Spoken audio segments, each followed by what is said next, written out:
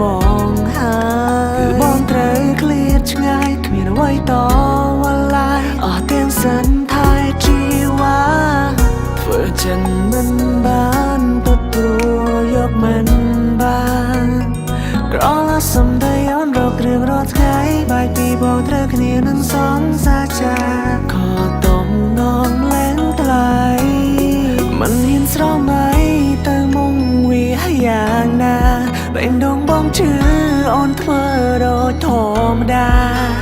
នៅក្បែររូបបងចិត្តនឹកអ្នកចាប្រាំបងថាគេជាមនុស្សអូនស្រឡាញ់ខ្លាំងកុំប្រៀបធៀបបងនឹងគេយ៉ាងណាសម្បូរកិនដល់មនុស្សដែលខំស្មងមុនផងបានទេ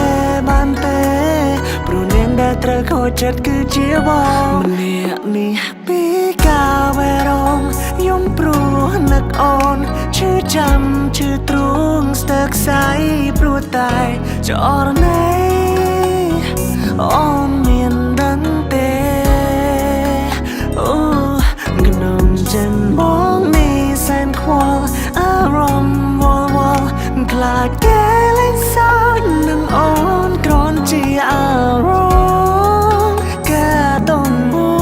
ន់នៅបារម្ភព្រោះមនុស្សអូនក្បែរចិត្តមិនដូចបង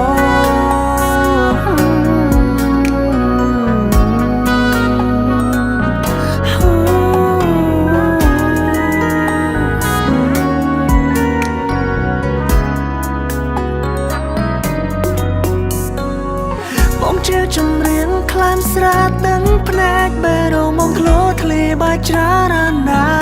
យនៅគ្រប់ភាពពេលអូនខែទឿនឲ្យបងឆាប់ចូលផ្ទះឥឡូវបាត់ស្ងាត់គ្មានសំបីតែសាតែពេលនេះអូននៅទីណាក្បែរគេសុខទុក្ខយ៉ាងណារបបមានជាប់ទ្រងឈឺខ្លាំងខួរក្បាលមិនជាប្រាប់បេរោមិនអាចនឹងទួយ៉ាងនេះថ្មីអ្នកនេះពីកាវេរងយំព្រោះនឹកអូនឈឺចាំឈឺទ្រូងស្ទើរខ្សែព្រោះតែចរណៃអូនមានដឹងទេអូ